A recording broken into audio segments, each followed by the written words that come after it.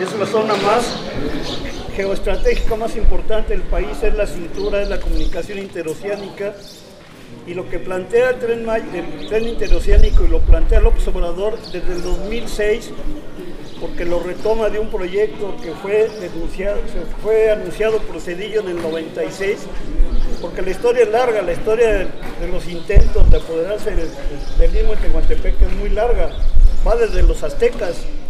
La conquista azteca abrió esa vía, la conquistó y luego se fue hasta Nicaragua y venían por el cacao, así como ahora van por el oro. Los aztecas fueron por el cacao que estaba en Tabasco y Soconusco, era su moneda el cacao.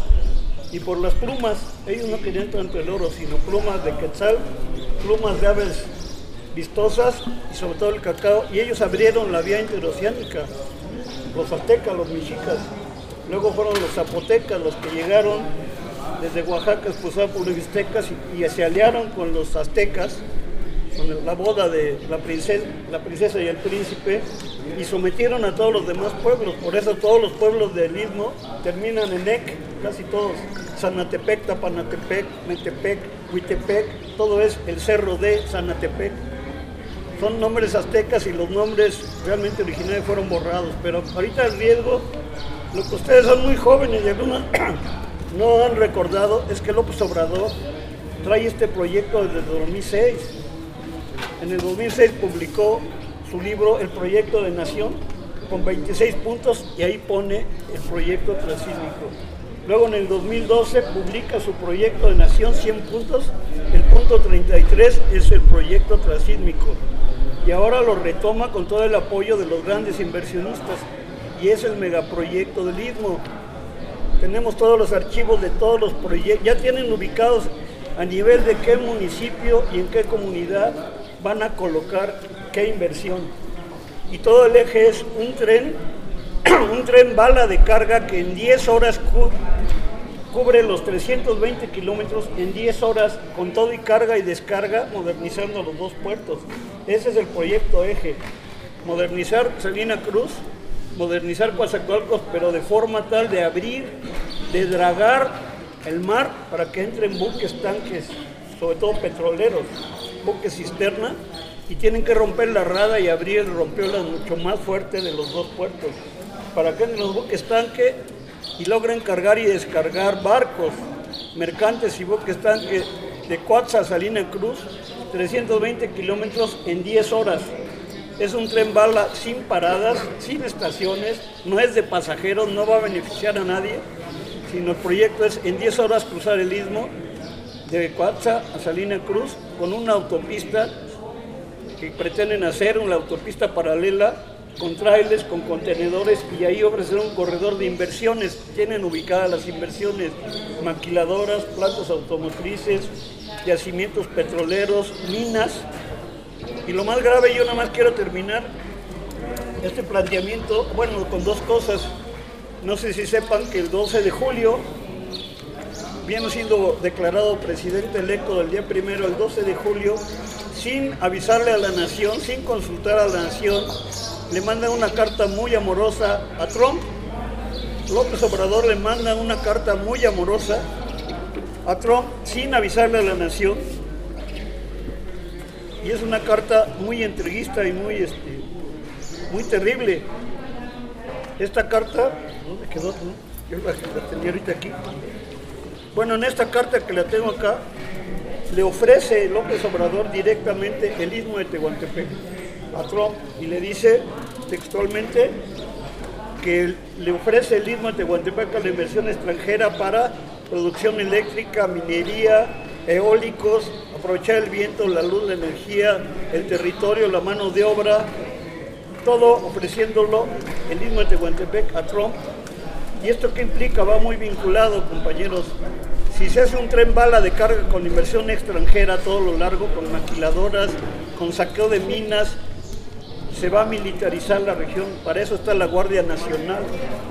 ¿Y ustedes creen que se va a permitir bloqueos? ¿Se van a permitir bloqueos? Se va a militarizar y se va a aplicar la represión total. Recuerden que el Canal de Panamá, cuando Torrijos se termina la concesión gringa y Torrijos lo declara territorio de Panamá, le dan un golpe, los gringos lo matan, inclusive hay versiones de que lo mataron. Entra Noriega, que era un títere de los gringos, y se les voltea a Noriega y declara que eso es territorio de Panamá y lo invaden los marines. Panamá fue invadida por los marines para retomar el Canal de Panamá. Si aquí en México se hiciera ese proyecto, se va a militarizar, y si no puede la Guardia Nacional, pues caen los marines. Ese es el riesgo de soberanía nacional que hay. Es un monstruo. Con todo respeto, el Tren Maya es la liebre. El Tren Maya para mí fue diseñado como la liebre. Es decir, la liebre de... ¿Saben esa anécdota? Sueltan la liebre para que los perros y el cazador volteen a la liebre, mientras el venado pasa por atrás. Y si se fijan, toda la estrategia mediática fue el Tren Maya y la consulta sobre el Tren Maya y todos contra el Tren Maya, y en segundo lugar ponían el tren transísmico, en chiquito. En la supuesta boleta, en la consulta que hizo López Obrador, el 24 y 25 de noviembre, fue bien mañosa.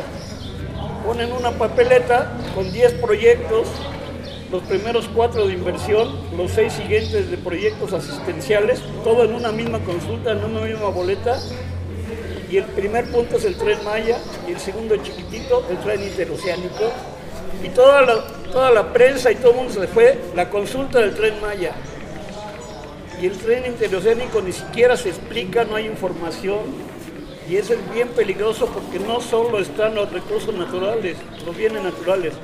El Istmo de Tehuantepec es la zona más biodiversa del país por su ubicación geográfica.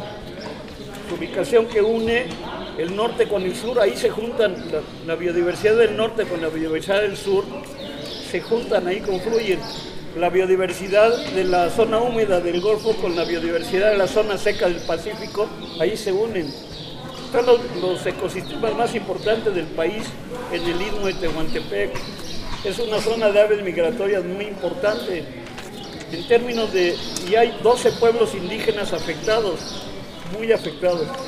Y esto requeriría dos cosas: una consulta a los pueblos indígenas, pero realmente con los lineamientos internacionales que se cumplan, no con las jaladas de consultas como las que hizo Adelfo Regino, sus 11 consultas en 11 ciudades, y con eso ya todo el mundo sí queremos el instituto.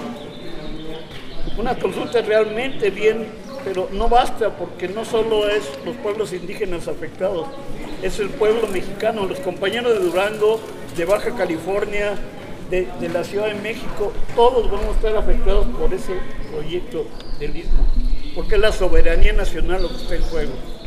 Y por último decir que en el 97 logramos hacer un foro nacional organizándolo conjuntamente muchas ONGs y movimientos sociales.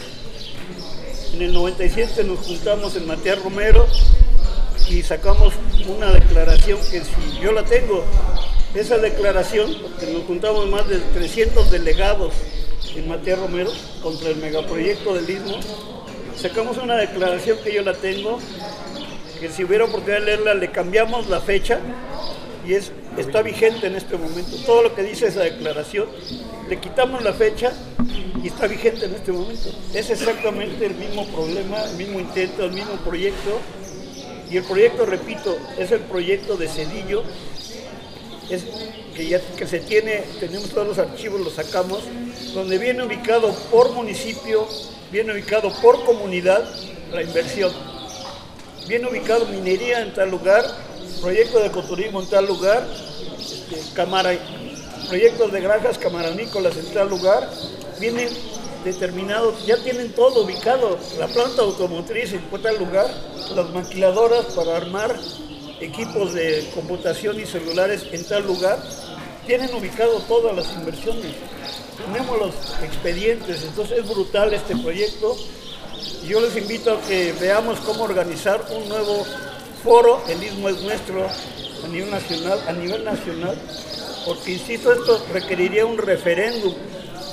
Esto requiere la organización de un referéndum de todo el pueblo mexicano, pero un referéndum, así como se hace en Europa, referéndum, con un protocolo de referéndum, porque esto va al país. Esto es un nuevo tratado de McLean Ocampo de entregar a la inversión extranjera, sobre todo a Trump, porque esto además, compañeros, no sé si recuerden que le prometió López Obrador los empleos para los inmigrantes centroamericanos con el megaproyecto del Istmo, darles empleo a todos los centroamericanos ahí.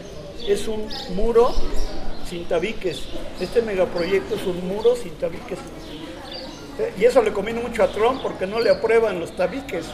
El Senado norteamericano y ahora con el Partido Demócrata no le aprueban la inversión de 3,000 kilómetros de tabiques.